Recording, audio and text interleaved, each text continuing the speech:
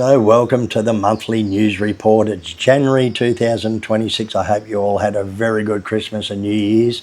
And yeah, we're into 2026 already.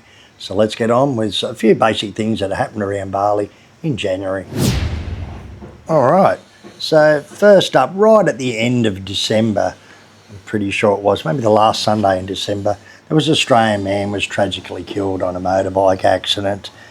Australian man, I'll just read you a little bit about it. The Australian man has died and a young mother of two sustained life-changing injuries following a tragic scooter accident. Bryce Alexander Black, 33 years old, and his passenger Samantha Bailey, also 33, from the Central Coast, New South Wales, collided head-on with a car around 4:30 a.m. on Sunday morning, while riding a scooter at Petty Tangut Street in North Kuta. Now, there was a GoFundMe thing for this. And I must state to everyone who comes to Bali, make sure you got insurance, and if you're riding a motorbike, wear a helmet. Now, they didn't have insurance. There was a GoFundMe for $50,000 or something for medical fees, and they raised that straight away, like in the first day, which is good. But if you're coming to Bali, we don't want more tragic events like this. Make sure you're insured. And yeah, it's a sad, sad story. And to news about the tourist levy that you pay when you're entering Bali. They reached $22 million US last year in 2025, but it was short of their goals. It was 369 billion rupiah they got in 2025, which is pretty good. Now, this money is going to go to help keeping the culture in Bali and for infrastructure, roads and all sorts of things. So that's a hefty lot of money. Let me just find a little bit more about this, read a bit about it. The Governor Costa said, he stated that the levy was collected from nearly 35% of foreign visitors coming into the country, a little increase from 32% the year before. I think they're going to start making sure people are paying that. Everyone's paying it, because I don't think everyone was really paying it. Now, they reached 269 billion, but their goal was 500 billion rupiah for the tourist levy for the year. Now, Governor Costa emphasises that all proceeds from the levy are allocated to Bali's original revenue, the PAD, and required by national and local regulations. The funds are specifically designated for the preservation of Bali's culture and the protection of the island's environment. Okay, so they're trying to raise that next year and get their full, or this year, and get their full 500 million. And yeah, hopefully the roads and things like that will get a little bit better. Also, Governor Costa has a 100-year plan for Bali.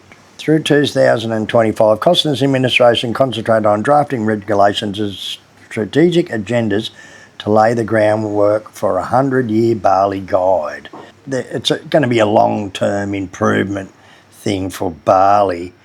He says he will go down to the community more, see firsthand the condition of rice fields, damaged roads, water problems, until the house is not suitable for living. The 100-year Bali guide is not for anyone but for Bali. It builds Balinese civilization to remain strong, characterful, and with an identity, as well as being able to follow national and global dynamics. We in Bali have a strong identity. In many other countries, even in Europe and America, they're actually looking for their identity, but Bali still has it. And that is what we take care of and build for the next 100 years, he concluded. Okay, so they've got a 100-year plan to try and make Bali better, and yeah, they're going to study the rice fields, probably the loss of the rice fields and things like that. So there's another thing from the Governor. December 8th, 2025, Natalia Cordova was caught bringing drugs into Janurary airport. She had 1.4 kilograms of cocaine and 85 ecstasy tablets. Now, they were hidden internally in her with a sex toy, probably a vibrator or something, filled with some drugs and other drugs they found apparently in her, it says. That's all I know. She's been fined with a 2 billion rupiah fine and 11 years prison sentence. Now, it seems to be every month there's new people getting caught for smuggling drugs into Bali. This is just a stupid idea. Don't do it. Apparently she had financial trouble and she was offered money to bring it in, so she was doing it to try and better herself and her life by another Peruvian man just known as PB. I can't state enough, don't muck around bringing drugs into Bali. Don't use them while you're here, don't do anything in Indonesia. You're up for the death sentence. She's lucky she didn't get the death sentence because that's a commercial amount. So anyway, 11 years and 11 years in Hotel K for her. Governor Costner's in the news again today, more about illegal renting in Bali, and he wants these online applications like Agoda and things like that to add the 15% tax or some tax onto the booking fee so that the Bali government gets their tax. So for the tourist tax, yes, he wants the tourist tax to be added on to fares in digital sites like Agoda, Traveloka, things like that, to make sure they're getting the travel tax. 7.1 million travellers coming into Bali by air and cruise ships, and that's not land over land.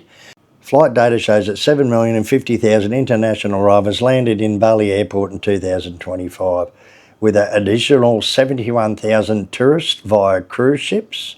Now, domestic travel in by local tourists into Bali was 16.38 million in 2025. Wow, that's a lot. That's double international. So, so around 20 million people, either from Indonesia or foreign tourists, coming to Bali in 2025. Wow. News in Ubud, a Mongolian man was caught stealing a credit card. Apparently they reckon it's a Chinese international syndicate. The Chinese were recruiting Mongolians to steal credit cards and things. They've been caught and that's still in the court system, so don't steal. Janurary Airport has installed 25 thermal scanners across international and domestic terminals there to try and detect this super flu, and apparently there's been no cases detected so far. Now, they were using some of these machines during COVID, but now they've put in more, so there's 25 scanners at random. They're scanning people walking around to see if they maybe have this super flu. So yeah. Gili Mas Port is welcoming 25 cruise ships in 2026 to try and expand their arrivals into Lombok. They say it should bring in about 85,000 tourists to Lombok. Yeah, they're bringing in the smaller cruise ships into West Lombok.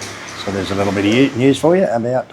And coming down to the protected Indonesian elephants, there is Bali Zoo's taken a stand. They've stopped doing elephant rides and they're trying to ban it, actually. They cruelty, and I'll read a little bit about it.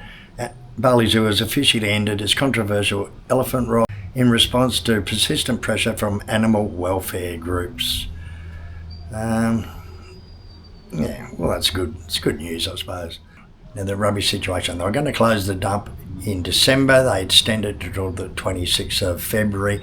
Now they're extending it till the 26th of November. They're giving extra time to find out a solution, what they're going to do with the rubbish, I suppose. They propose to go to Bangli with all the trucks, which is a long way to go. At the moment, we've only got our rubbish truck coming once a week. It used to come 3 times a week because they're just sitting in line there for a day or two to even dump the rubbish. So they're going to extend till November, which is great news. A Romanian man has been caught with a joint effort with Interpol and Indonesian police, Balinese police detectives.